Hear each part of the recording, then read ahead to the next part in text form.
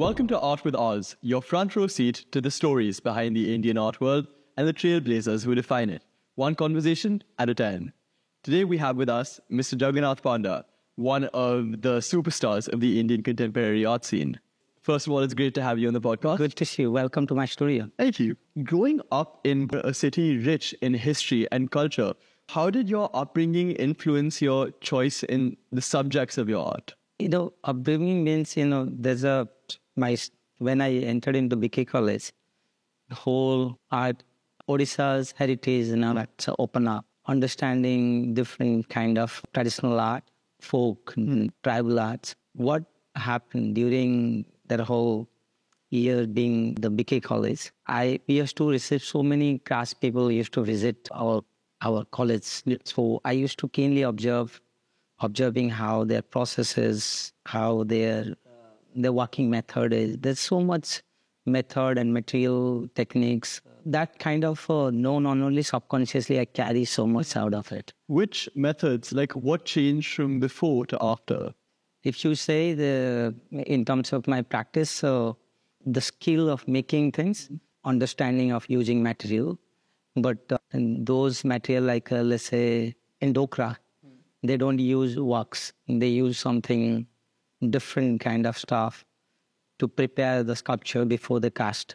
So looking at a lot of they're very collecting from the natural sources, the cow dung or clay mixing with that. Those technical understanding give a little shape to the way I approach to my art. Okay. But that time I didn't understood what I am learning. Only thing is that because the college called BK College of Art and Craft, we used to learn art and craft both things together. Yeah. So the definition was not much there. Like, this looks art or this looks craft. I was carrying that ideas when I was in university. Slowly my definitions, understanding changed when I was doing my dissertation on folk element and contemporary and modern Indian art. And what about your time in Royal College?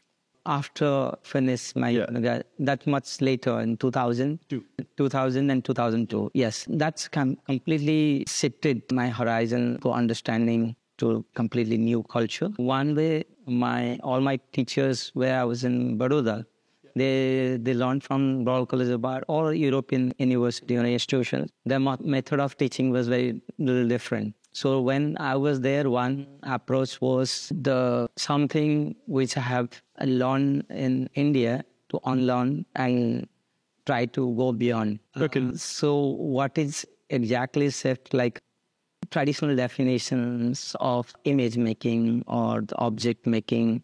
So I access whatever the process been through. Like being in London, I was much more exposure to their culture, one aspect of it. And then second, I was trying to understand because there's a British accent was really difficult to understand in the first year. So I did a sculpture using the dictionary text. Nice. And cut out every time I was looking at the dictionary. And then I thought, why not this became my artwork? So I got a very large old illustrated dictionary. Everything there's a illustration and the meaning. But I was also looking at it every time we use the word, it kind of changes meaning depending on the context. So, and each word became a material for my artwork. So I create a large sphere and every words are like kind of rotating, moving or something like that, the way I collage it around. So that's one. And the second artwork I remember talked about, like I did a cutout of angel. And because my story about exploring in the different culture, like being to a museum or a meeting with people or landscape. So what I did, I was like holding that cutout. Wherever I used to go, I just taking pictures through. I keep accumulating a lot of images. So that two work was really, very much cultural specific. My being like, I've been to there in kind of different culture. And one way I was looking and learning kind of this process will define. You're talking about your artistic journey. From canvas to sculpture, how has your artistic philosophy changed over the years? I studied the whole year, like from BK College, I studied sculpture. And then again, MS University, I have studied sculpture again. But sculptures talk about like more about the volume, form, textures, understanding the material. Yeah. When I moved to Delhi, that time I got a small scholarship, but I didn't get a space, studio space or something. So what happened? Because of the lack of space, my understanding shift. I thought, let me use my something to two-dimensional. Because I had a lot of understanding about the material and, some sketches and ideas about different things, I started to making collage and drawing and watercolors. So the new series emerged during 95, 96. Then if you are looking after coming back from the London, my painting or artwork shifted very differently. So then one way you can looking at the landscape where the artwork image is almost like a three-dimensional. So that's why the one interesting language evolved. First on my previous understanding about the material and the form, and then my practice in Delhi and with the watercolors, collage, and then later large canvas. So slowly you can see that there's whole understanding of imagery is transforming through the journey. So also, there's some way my being to Japan, exploring another kind of my practice like the land art, site-specific art. That also shifted my understanding about the material. Because I use a lot of material from whatever access, like paper mache with the clay or the grass, taken out from the ground and build something. Igloo, like large igloo I have created. So those way of seeing that every material can bring some story to in your making space, either in two-dimensional or three-dimensional, whether it's a painting or the sculpture or installations. Because each material, that story they bring through different sources, they have the space can be built a new story out of it. It's completely sometimes surprising. Yeah. And in the last few years, how have you seen your practice change? Even the last few years, I was completely looking at my landscape, the ground, the way it is changing. Yeah. But if you ever got a chance to visit my last exhibition, it was talk about larger understanding of time in terms of as a human, we live in a different kind of cosmic space, very kind of epic world. The way we think and imagine, can it be translated into an object or image? And that's something that goes with the work as well. Yeah. Exactly. Yeah. Exactly. So sometimes those imagery became not very realistic or realism oriented. They're very abstract or primitive. So those imagery maybe sometimes you feel like it's taken out from cave painting or a very schematic way of intuitively been built it up without bringing kind of logical story or logical construction of a space. So that's why it's a kind of if you ever got a chance to see my last exhibition in December, last December, it over. So a lot of paintings was talk about larger cosmic ideas about ourselves, our existence. And those existence bring out a lot of questions, where we are coming from, where we're leading, what ethical aspect we should learn out of, what are the ideas of karma that we've been doing. And in that context, images are very intuitively built up.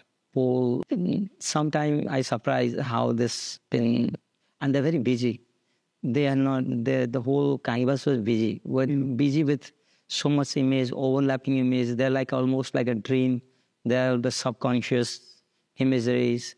They are coming from very direct, indirect sources of reference to cultural or geometric reference from cosmic geometry or anything like that. That's very cool. So your works often explores the tension between nature and urbanization, like the hyena work I was talking about. Do you have any personal experiences that led for this choice in subject? Largely, animals figures entered into my work in referring to the city. When I migrated to Gurgaon, After coming back from London, I thought I'll settle down. So what I see here in Gurgaon, there's a sense of contrast. Contrast one way, you see there's a Aravalli Green Mountain, and just next to the Aravalli, there's a city been emerging, burgeoning city. And one Gurgaon, I was realizing there's rapid growing city. So I was looking at there's a tension between the nature and culture and urbanizations. I was thinking if there's a cost of something or this can be coexist. So when I was referring to a territory or the cultural specific, this bird or hyena or those are like maybe they became an actor to my artwork. Symbols. They come and they play their role. Sometimes those images you feel like they're overpowering and very humanly. You feel like they're not far away. And this images, if you're referring to these animals, are very territorial. Yeah. But also sense of rapid urbanization in the sense they're like losing their territory. If you see, there's a lot of story about Tenduas, I would say Aravallis always have entering into some kind of residential areas or some tension between something. Other hand, you've been reading about High Court or Supreme Court talk about stop mining in Aravalli. So it is kind of friction between the development versus the nature. So I was trying to bring these ideas of a space that can be the space of voice for equality, like a balanced space. Can everything exist? What way we can understand nature is our first body. Yeah. We are like a second body. When we don't understand the nature where we live is also affecting us, so then we respond responsibly because we feel like that's why we see that the way in our tradition we worship nature. There's so much rituals and all that. Because of my understanding my traditional background, I have seen that there was some rituals, they marry two trees together. And that was like every year's practice. It means all around the village, the forest been built it up. So tree plantation became it's kind of not like a kind of, it's kind of natural process, not like a protecting environment or something like that, but very traditional or ritualistic understanding the nature and our life is one. It is new A certain perspective of thinking. Earlier you were talking about space. A term I've seen used to describe your works is heterotopia, which is like worlds within worlds. Where did you get this idea from? So again, when I moved to Gurgaon, I was looking at, I'm a participant to this whole development, also witness to this development. So when I come out from my house, I've not only been in the studio and see what developments are happening, but also I'm encountering with all my neighborhood people who have migrate like me. Yeah. So I'm having conversation and understand they are all economic migrant. They're only thinking about themselves. It's money is the first ideas they been in Gurgaon. And city inviting them, showing the dream and desire, come. I will give you a comfortable life and good money and to lead your. That's why the young people, they migrate to city. So having this conversation, conversation with my neighborhood. Yeah.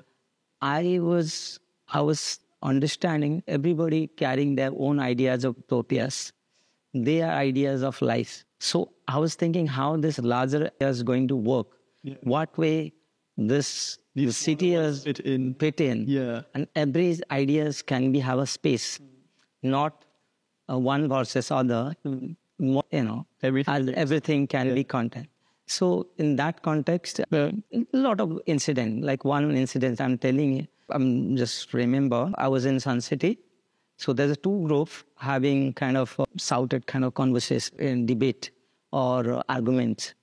So one group people, they feel feeding dog is it's like a punya, very good karma. Huh? So other group, they feel like feeding dog means it's a nuisance because this dog started breeding. And so this two kind of conversation going on, I was listening to it. I was thinking how where these people are coming from, what ideas lead to this kind of debate. And then one of my artwork that reflect, the same ideas reflect. Yeah, the same conversation. One another aspect, my wife, Pranati, she's very fond of doing plantation. Okay. We used to be in the ground floor, and there was a lady, the first floor, there was somebody living from, migrated from UP or I don't know. So she has always have issue planting more trees around or plantation around. So it's a strain. She keeps stopping us to plant more. She's thinking, the ant will come to their home because of if it's too much busy plantation. So now you understand where our ideas are coming, whether that can fit in one place. So that these are like a real experience sometimes that reflected into the work. Where like it's worlds within worlds, exactly. Experiences, different experiences, all. Exactly. And I was thinking because philosophically we in Hinduism also we accommodate different ideas as we accepted everyone. We don't conflict with even non-believer or believer. Yeah, they can coexist. So what is the ideas of coexist and respecting everybody's position? Then there's a sense of space that can build up. But every city has their own grammar or restrictions. What are the restrictions? What are the power systems that been guided? Who are the powerful people that guiding our thinking process? Those are always reflected somewhere or other. And the landscape, what you've seen through from 2006 onwards, my work, those are if you one way we're looking at the landscape, but there's so much abstract story of a different time or moment that emerge out of it. Like this work that's coming up actually. Yeah. Could you explain the work a little further? I was thinking, that every architectural structures may be referred to our social, hierarchies or something. One way, it's kind of this, some way the structures are very stable, somewhere it's kind of almost collapsing. Yeah. Like the children, they build a Lego, sometimes everything is disbalanced. It is there, but it's about to fall or something like that. So we are in a kind of fragile situation between the nature and the construction. And the construction doesn't mean that the architecture or the concrete, but also I'm referring or taking a metaphor of that the social structure, the way we've been influenced, or what is our own traditional understanding on our understanding of our own life or the transforming our own life. So there was a sense of, let's say one example, we talk about junk food. We keep eating. We love it. Every children, they love it, junk. But one time I was looking at some kind of a discourse in somewhere in America. They try to avoid that. But here, that already culture, you see, there's so much chain restaurant or anything. They keep producing and we love to buy it. But we have our own understanding of food system. That's completely different. Even our agriculture system was completely in a past. We used to have our traditional method of agriculture, which almost we unlearned. But now we're coming back to organic way of, going back on way of our own traditional understanding of, plantation or agriculture. So I think somewhere we have something we forgotten that we inherited before, and what we learned, and we have to unlearn it at some point. What are we talking about? I also want to talk to you about the hybrid creatures that we see in your works. Recently, I saw KNMA's collection, and there's this one work, Profiteer, with the bird, which is quite striking. What is the significance of the bird, and what does it represent in this modern world? Yeah, the Profiteer is kind of assembled, the sculpture made out of a lot of found objects, also handmade objects. Okay. So the handmade object was the kind of like a mask or something. It looks like it's a crow. Yeah. Okay. I have seen there's a lot of performer, they use animal or a bird or anything, that they just put it in Orissa. They put it in their head and they perform like a dance or something like that. I was looking at that one aspect of creating the crow as a, semi-realistic kind of face. But the prophecy, other elements are like found objects. Maybe suitcase or holding something, or there's a feather kind of fabric, tiger skin, and some way it looks like somebody is holding or marching or going somewhere. Then why the name the Profiteer? It's come out there like this whole structure looks like a performative, but all the same time, this performative picture is not one entity. It is coming from many elements and all.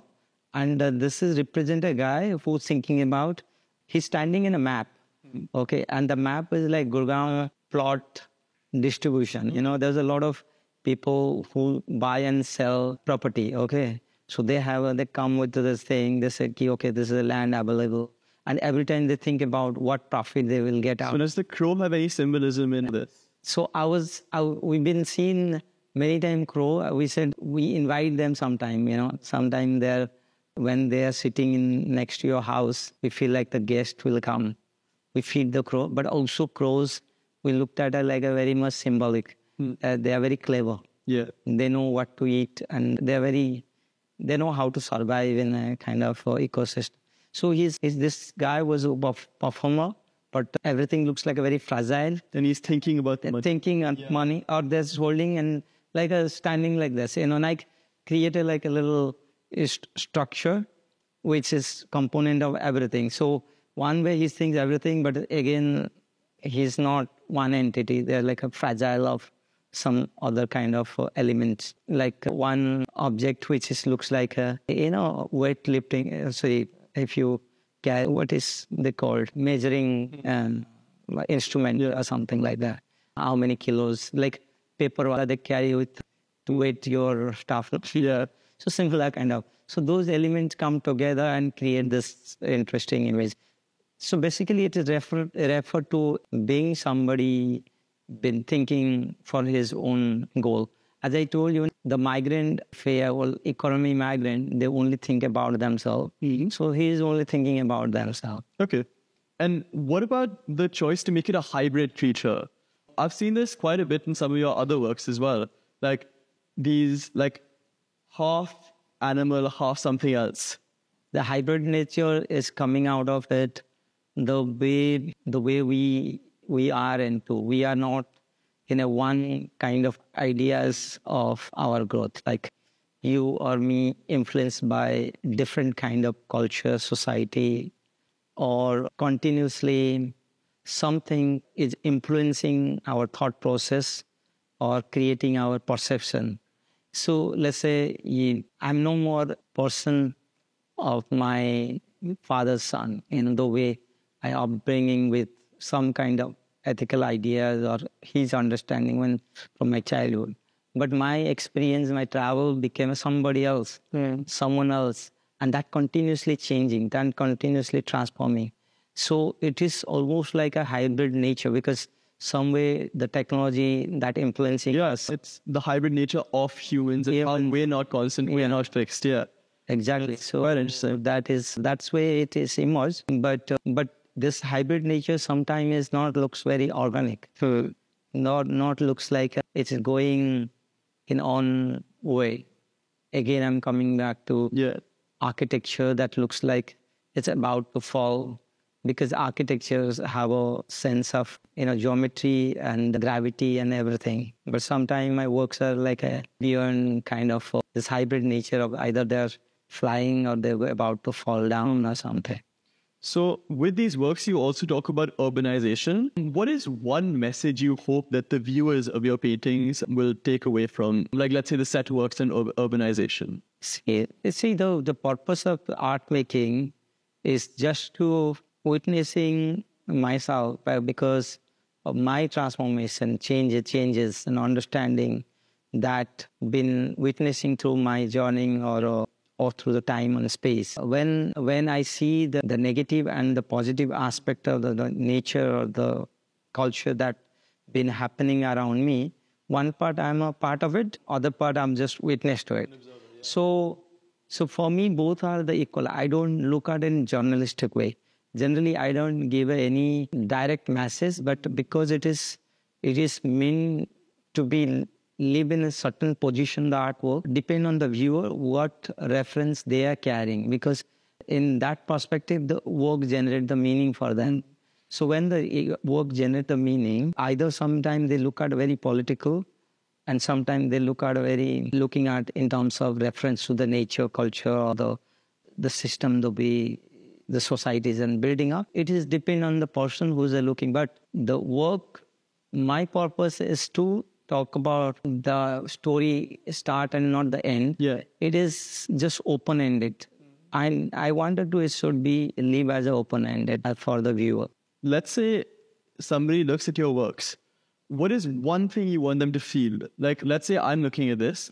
What do you want me to feel? So the sense of, first thing is, if you're looking at my animals, birds into the work, if you are close by, there's a sense of closeness. So I will tell you the real experience of it. One day, one of the viewer of my work, who look at my work, he really liked my artwork. But it is. Then I was just meeting somewhere else, so we were having conversation. So he was referring my rhinoceros. Okay, so your work is superb. Okay, especially I like your hippo. So because he was referring to rhinoceros, that sculpture I created, because it feel like so temptation, it's so tactile. It feel like to touch. There's a sense of the human distance that goes attract, that goes very, very less. Oh, that's the sense of this timing I wanted to remove from ideas or anything. Everything feel like it is here and now.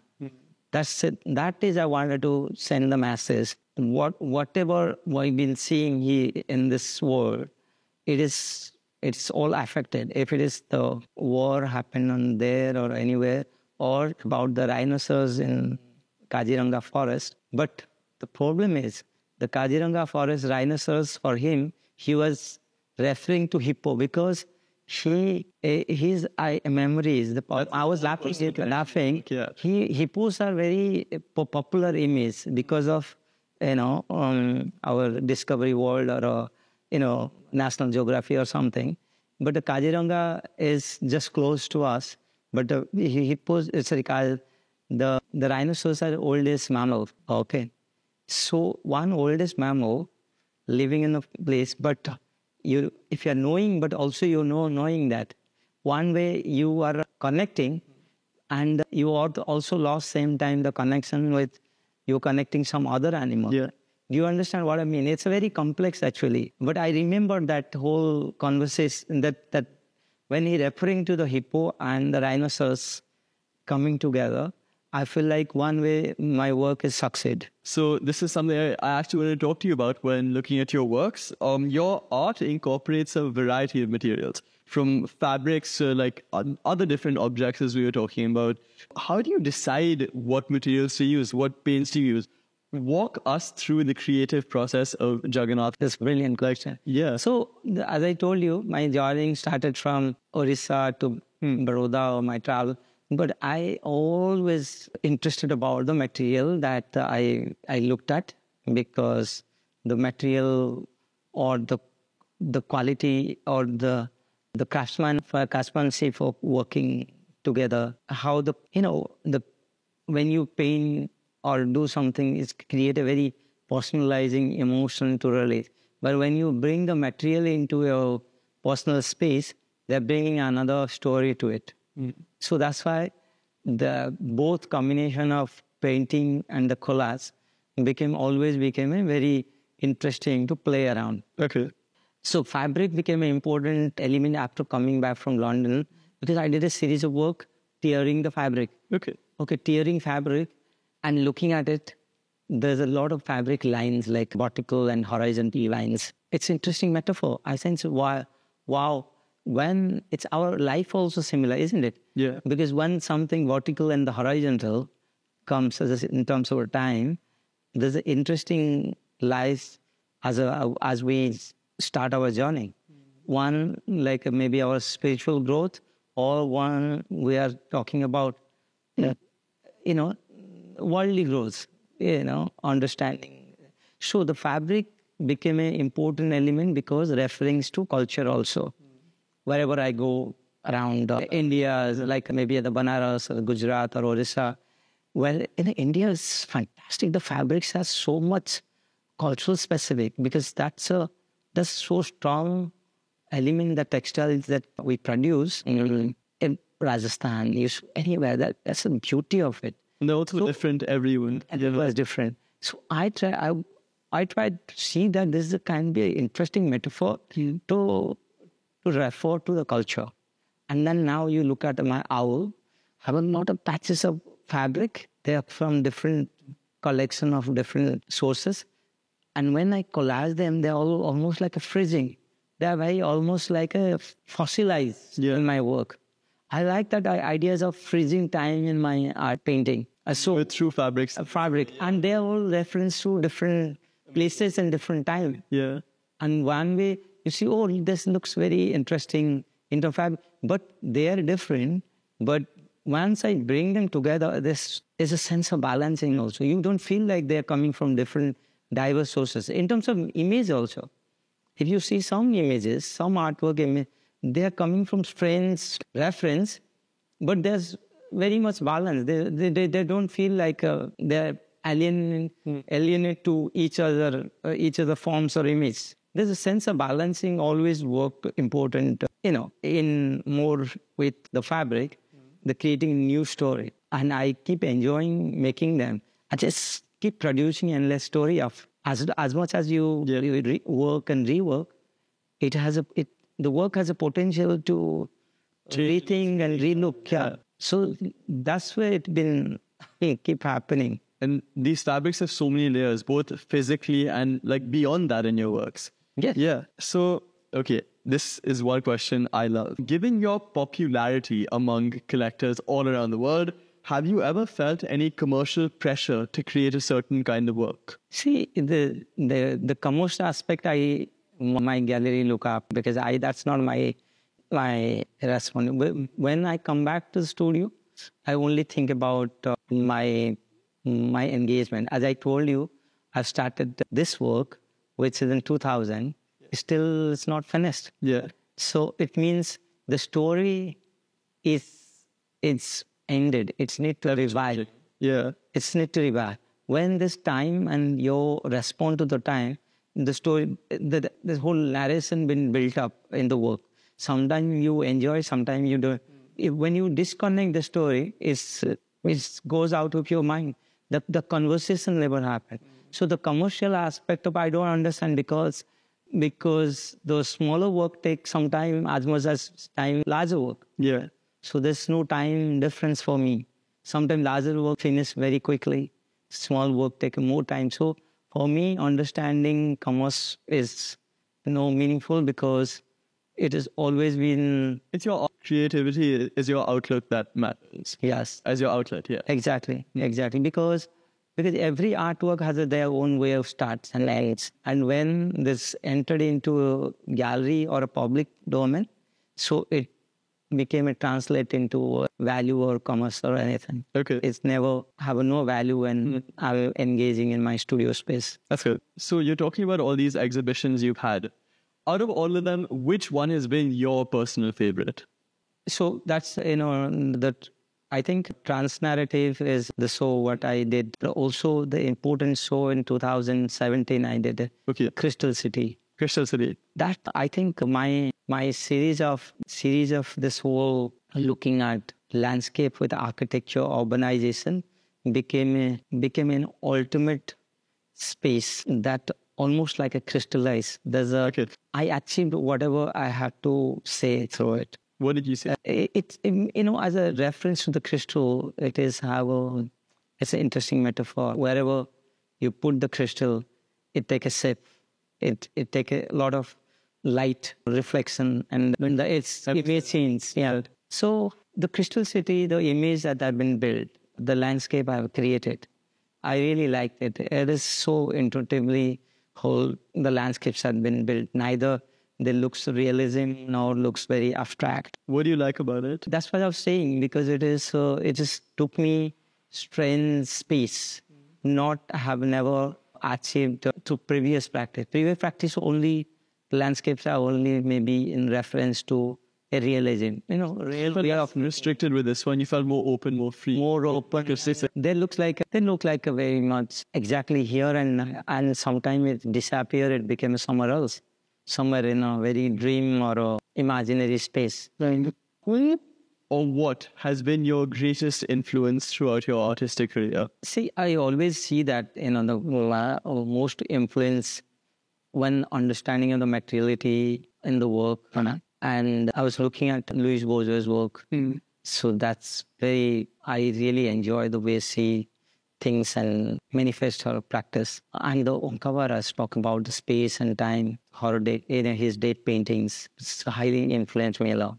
Okay. There's a many European artists. Sometimes they may be my village traditional craftsmen, who create dokra casting or doing painting like Patachitras, very meditatively. If you have a look at potter painters and just keenly observe, they're almost like meditating.